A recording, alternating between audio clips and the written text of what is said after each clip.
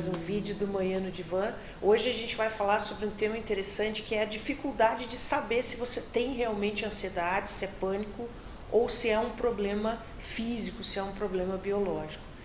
Ou seja, a dificuldade que existe em diagnosticar o transtorno e, consequentemente, dar sequência ao tratamento. Antes de começar a falar, eu quero lembrar você que ainda não se inscreveu no meu canal, para que se inscreva e acione os sininhos das notificações para que você receba os vídeos fresquinhos na hora em que eu publicar aqui no canal. De uma maneira geral, as pessoas têm dificuldade em perceber que tem algo realmente errado no seu emocional e que elas estão mergulhadas num quadro de ansiedade disfuncional e patológica. Primeiro porque elas sempre ignoram ou acabam negando os primeiros sintomas que são muito sorrateiros e que acabam aparecendo com um intervalo de tempo muito grande. Eles são característicos também da emoção da ansiedade, que é algo que a gente sente no dia a dia de uma maneira funcional. A ansiedade é uma emoção necessária. Mas muitas vezes eles não são percebidos, não são administrados e acabam tomando uma proporção monstruosa e viram um transtorno da ansiedade generalizada, que depois pode evoluir para um transtorno do pânico, ou pode ter um aspecto mais de uma fobia específica. Mas mesmo antes de diagnosticar, de ter um profissional que dê o diagnóstico do transtorno, a pessoa reluta muito, por pura falta de informação, em perceber que o que está acontecendo com ela é um quadro mais grave, que foi mal cuidado ou negligenciado no passado. As pessoas têm uma tendência a achar que elas ficam ansiosas por causa do contexto. Assim que o contexto passa, tudo volta ao normal. E não é assim que funciona. O contexto vai sempre existir, o que vai mudar é a maneira como a gente lida com isso com saúde e com equilíbrio. E eu falo isso porque normalmente quando os sintomas mais pesados e aterrorizantes da ansiedade começam a se manifestar, a pessoa acha que é um problema físico. A pessoa começa a ir no médico, começa a fazer exames, né? Por quê? Porque o transtorno, como a ansiedade patológica ou como a síndrome do pânico, começam a ter sintomas que se manifestam com uma série de reações físicas e a pessoa acha que é ali que a sua ansiedade começou. Na verdade, ela começou muito antes na sua vida, ela chegou de forma sorrateira, desapercebida, a pessoa foi negando, foi achando que aquilo era normal, e quando chega no ápice, que surgem as reações físicas, que vem de uma construção de um medo que vai se tornando inadministrável, mas que ela nunca percebeu isso chegando, essas reações físicas se apresentam de uma forma muito desconfortável, que são a taquicardia, a falta de ar, a dor no peito, muita tontura, náusea, sensação de fraqueza nas pernas, muitas vezes de desmaio, as tremedeiras e os desconfortos intestinais constantes que aparecem em quase todas as pessoas que se apresentam no quadro de transtorno de ansiedade generalizada. Quando isso acontece, a pessoa entra em desespero e ela não faz a conexão entre isso e a ansiedade dela, porque até então ela está em negação, ela não tem ansiedade, né? Quando chega nesse momento, ela começa a investigar o corpo, ou seja, ela vai atrás de uma bateria de exames para investigar essa questão médica, biológica, do aspecto das doenças físicas. Eu vou deixar aqui um link de um outro vídeo no meu canal que explica melhor essas reações físicas e por que elas acontecem. Depois aqui na descrição do vídeo você pode procurar o link desse vídeo.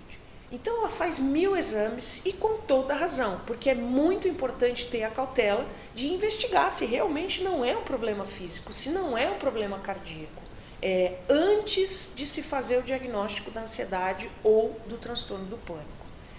O problema é que quando ela esbarra no não é nada, que é o diagnóstico médico, você não tem nada, é emocional, ela custa a acreditar e a aceitar essa condição. E aí vem uma fase muito importante, que é o encaminhamento desse profissional que deu o diagnóstico para ela, que geralmente é um médico. Geralmente esse profissional vai encaminhar para o psiquiatra vai medicar e vai aconselhar a pessoa a fazer terapia. Se ela começa a terapia, porque 90% das pessoas que caem no diagnóstico vão para o remédio e não fazem a terapia. Depois de um tempo elas percebem que o remédio não está resolvendo, ou elas decidem tirar o remédio e os sintomas voltam. Daí ela resolve fazer a terapia. E quando ela vai na terapia, a terapia não funciona, não ajuda, porque não ajuda a amenizar as reações físicas que ela continua sentindo. A partir daí, ela começa uma verdadeira montanha-russa entre ficar bem e voltar do nada a ter os sintomas e as reações físicas e as crises de ansiedade. Ela pode passar longos períodos de tempo assintomática, porém o esquema que está por trás disso não foi tratado, não foi endereçado, não foi elaborado. E isso não se sustenta com o tempo e vai se agravando, podendo virar um pânico ou uma fobia específica. Para entender melhor se você está num quadro de transtorno de ansiedade generalizada, ou se você tem dúvida, pode ser que você ainda não saiba, você está nesse início do processo, né? Esse vídeo vai te explicar melhor o que é o quadro no detalhe e vai te mostrar como é possível garantir um diagnóstico e um prognóstico adequado. O transtorno da ansiedade generalizada vai muito além das reações físicas desagradáveis e muitas vezes insuportáveis. Existe por trás disso uma manifestação mental e emocional que podem te ajudar, né, no enquadramento do transtorno, se você está com dificuldade. E podem te ajudar também a parar de correr atrás de respostas médicas e gastar com exames e perder tempo com exames, sendo que você já tem um diagnóstico de que está tudo bem fisicamente, você simplesmente não consegue aceitar que é realmente uma causa emocional todo esse desconforto que você sente. No transtorno da ansiedade generalizada, que é uma condição que se instala ao longo de muito tempo, como eu falei, é algo que vem sorrateiramente, você pode sentir ansiedade em relação a uma vasta gama de questões, muito mais do que algo específico, como no caso de uma fobia. Então pode ser que você tenha transtorno de ansiedade generalizada, ou simplesmente ansiedade, que é a mesma coisa, se, em primeiro lugar, você tem pensamentos negativos e de preocupação excessivos, pensamentos rígidos, pensamentos repetitivos e negativos, que são incontroláveis e que causam muito estresse e desconforto.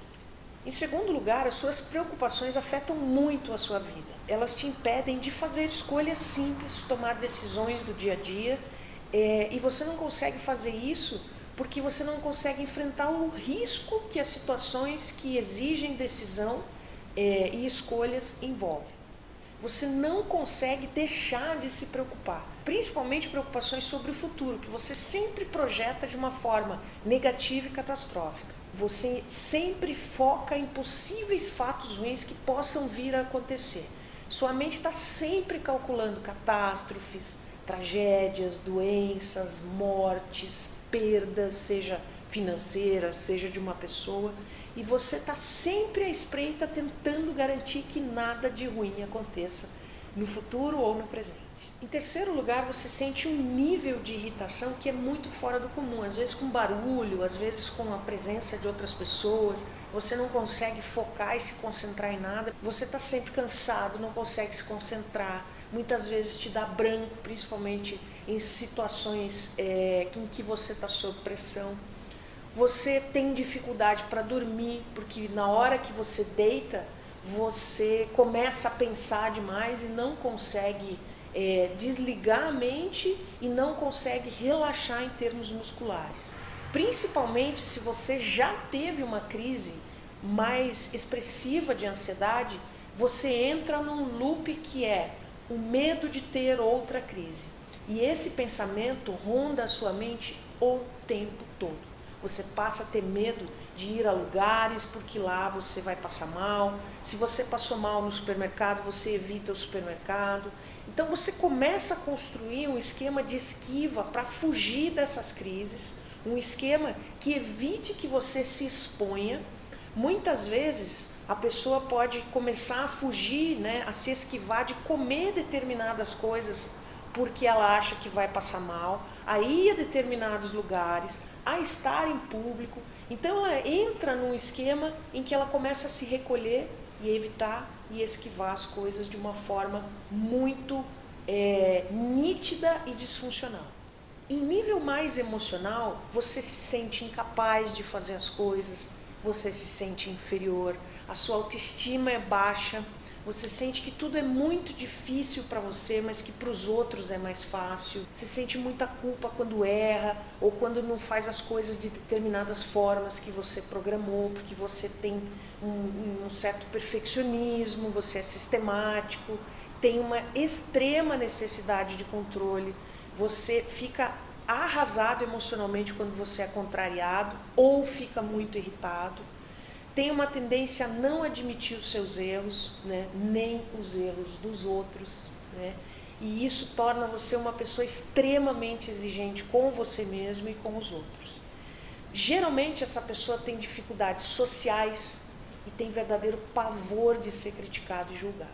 Uma outra coisa é que não há tolerância para a adversidade, ou seja, não lida bem com as coisas que vão dando errado. Às vezes coisas banais, do carro quebrar, de perder um ônibus, para perder um compromisso. O limiar é muito baixo para isso. Essa pessoa também tem uma tendência a não lidar bem com perdas, principalmente as perdas que são relacionadas à morte, né, de alguém, e as perdas financeiras. Também tem uma grande tendência, de uma forma geral, de não se gostar.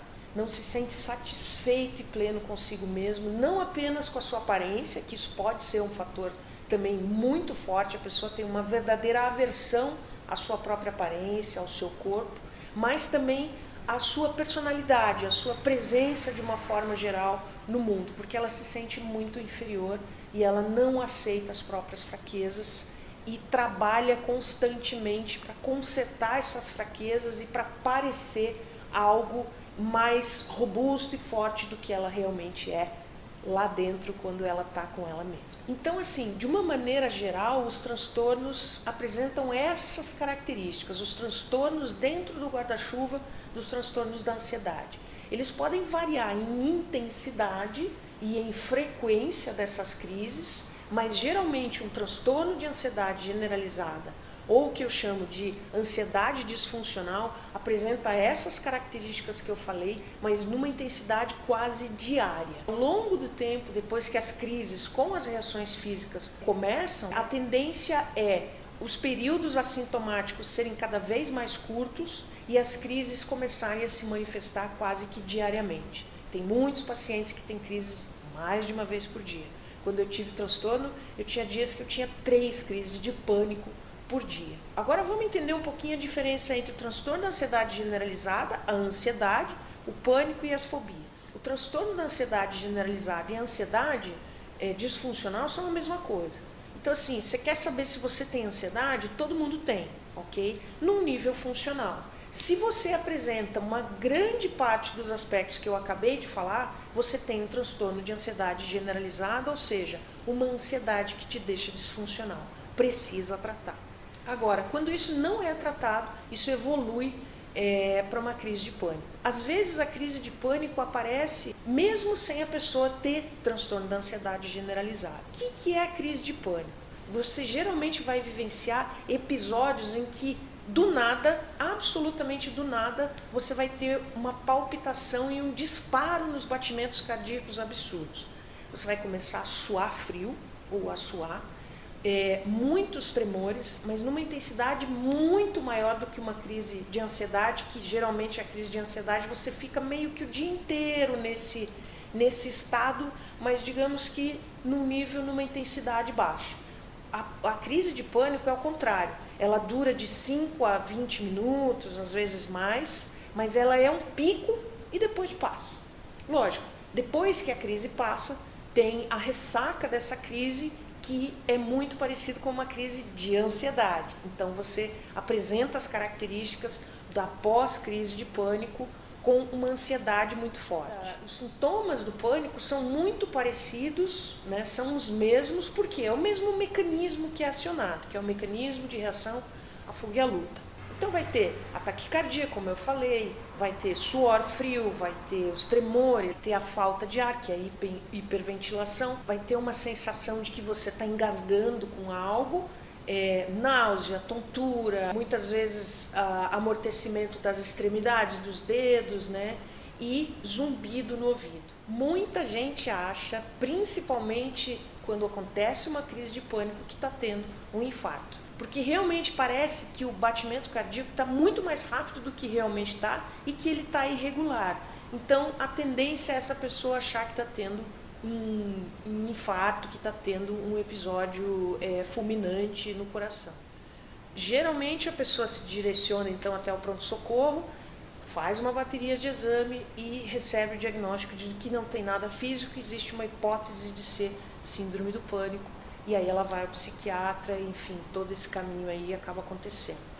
Agora, no caso da fobia, já é diferente. A fobia é um medo extremo e irracional de algo específico. Pode ser um animal, pode ser um lugar, né? Pode ser uma situação, como por exemplo a fobia social, que é um medo irracional de estar em público e ser julgado pelas outras pessoas e desqualificado. Então, se ela está numa situação em que ela vai falar numa palestra, que ela vai apresentar algum material para o chefe, que tenha mais gente envolvida, ela acha que o trabalho dela não está bom o suficiente, porque ela é perfeccionista, e ela vai achar que os outros estão julgando ela e, portanto, vão desqualificá-las e vão projetar uma imagem de algo que ela teme ser, que ela acha que realmente que é uma pessoa inferior, ou incompetente, ou inadequada. Já a agorafobia, por exemplo, ela tem vários níveis, vários tipos de manifestações, que vai desde situações relacionadas a sair de casa, estar em multidões ou viajar sozinho. O transtorno obsessivo compulsivo, que é o TOC, é uma condição que geralmente envolve pensamentos obsessivos e ritualização, né?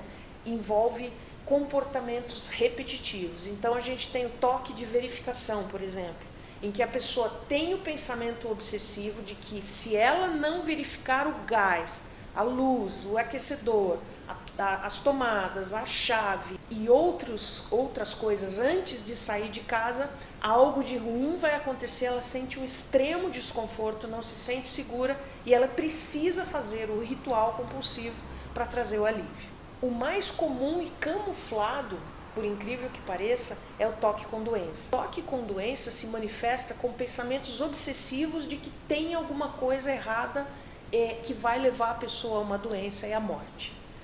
Então ela fica obsessiva com esses pensamentos, fica se vigiando o tempo todo, se microgerenciando e qualquer sinal que apareça nela, ela entra em desespero. Nesse caso, a compulsão é por fazer exames, é por tomar remédio, então envolve a hipocondria também. Esse tipo de toque ele é mais camuflado, a pessoa acha que é apenas uma característica de uma ansiedade generalizada, mas precisa ser tratada e endereçada. E existe também os transtornos da ansiedade relacionados ao estresse pós-traumático. A ansiedade e a depressão ocorrem em 80% dos casos em que acontece um trauma, seja ele relacionado a um acidente, seja ele relacionado a uma relação disfuncional, tóxica ou abusiva. Se você se identificou com algumas das coisas que eu falei aqui, sejam as reações físicas, sejam as dinâmicas emocionais ou os pensamentos rígidos e obsessivos, procure ajuda. Procure ajuda de um profissional da área de saúde mental para que ele possa fazer um diagnóstico. Se você não chegou nessa etapa ainda, faça exames médicos, faça um check-up para eliminar a hipótese de que realmente pode ser um problema físico. É possível reverter esse quadro com uma boa combinação de tratamentos. Eu vou deixar um vídeo aqui para que você assista como é que a terapia pode te ajudar a tratar a ansiedade disfuncional, a tratar o pânico e a tratar uma fobia. Ok? Gostou do vídeo? Deixe o seu like, deixe o seu comentário, vou ter o maior prazer em te responder, ok? Deixe o comentário aqui, dê o seu like no vídeo. Se você ainda não se inscreveu no meu canal, inscreva-se e acione o sininho das notificações para que você fique sabendo de tudo na hora em que eu publico por aqui. Esse é mais um vídeo do Manhã no Divã. Um grande abraço para você e até o próximo vídeo.